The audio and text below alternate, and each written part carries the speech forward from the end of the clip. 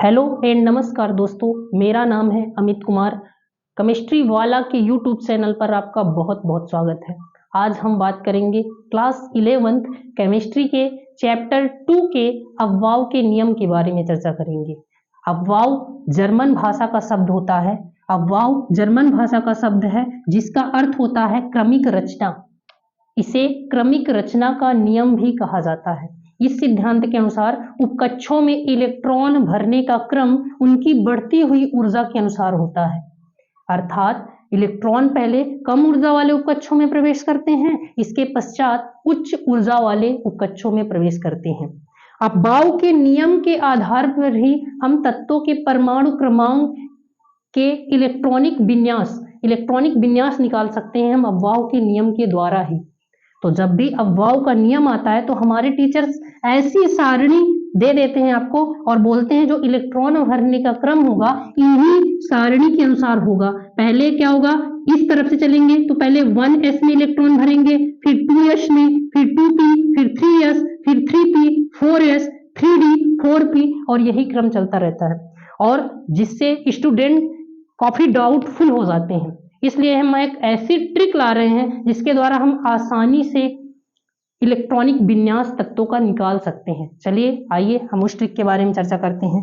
चलिए मान लेते हैं कोई एस नाम का लड़का है। एस नाम का लड़का यानी सुमित हो गया, सौरभ हो गया, लड़की है या लड़का कोई फर्क नहीं पड़ता।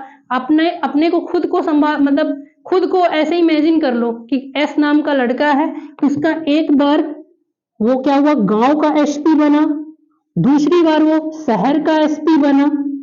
ठीक है, अच्छे काम किया, प्रमोशन हुआ उसका और वो क्या बना, एसडीपी बन गया। किसका, गांव का। फिर से वो एक बार फिर शहर का एसडीपी बन गया।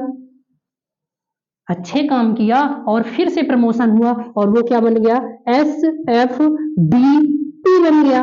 और फिर से उनका एक बार और प्रमोशन हुआ शहर के लिए तो वो क्या हुआ, फिर से वो एसएफडीपी बना। अब हम क्या करते हैं, ये जो क्रम है इसमें हम क्या करेंगे, नंबरिंग कर लेंगे। तो नंबरिंग कर लेते हैं 1 2 3 4 5 6 और 7। तो चलते हैं और इस ट्रिक में देखते हैं कि जब भी डी आएगा ना, जब भी डी आएगा तो हम उसके लिए नंबरिंग में से एक घटा के लिखेंगे। नंबरिंग में से नंबर में से एक घटा देंगे और यफ आएगा तो नंबर में से 2 घटा देंगे।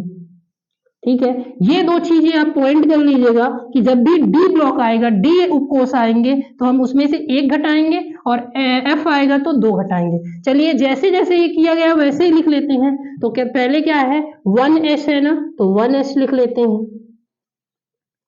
फिर क्या है, 2s है, 2s लिख लेते हैं। फिर क्या है, 2p है, 2p लिख लेते हैं। फिर क्या है, 3s है, 3s लिख लेते हैं। फिर 3p, फिर 4s, फिर 4d।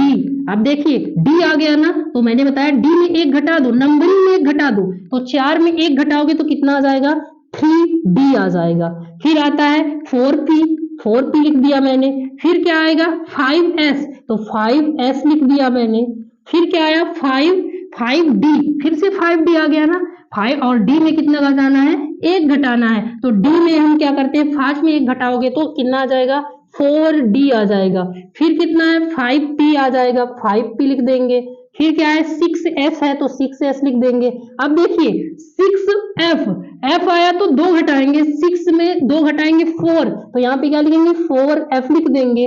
फिर क्या आएगा, 6d और d में एक घटाना है तो 6 में एक घटाओगे तो 5d हो जाएगा। फिर देखो 6p हो जाएगा और फिर ये 7s लिख देंगे, 7s।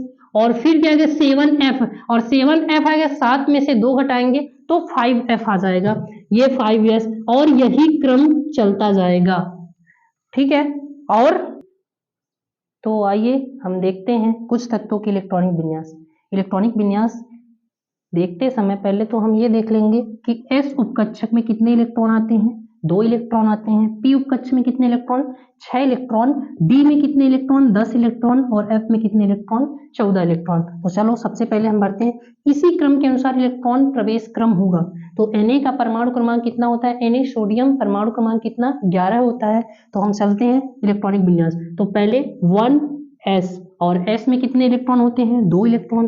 तो हम क्या करेंगे? 1s2 लिख देंगे। फिर 2, फिर 2s2, फिर 2p6। अब देखिए यहाँ पे हम गिन लेंगे, 2 4 6 4 10 हुआ।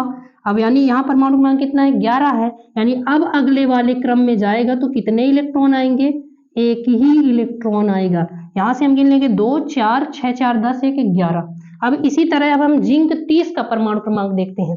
तो आइए पहले 1s2, 2s2, 2p6, 3s2, ठीक है, फिर 3p6, फिर 4s2। अब गिन लेते हैं, 2 4 6 4 10, 2 12, 6 18, 2 20। और ये क्या होगा? अब 4s के बाद क्या आता है? 3d। और कितने इलेक्ट्रॉन? 10 इलेक्ट्रॉन। तो इस प्रकार हमने अफवाह के नियम को देखा। और तो आपको अगर ये वीडियो अच्छी लगी हो तो चैनल को सब्सक्राइब करें। धन्यवाद।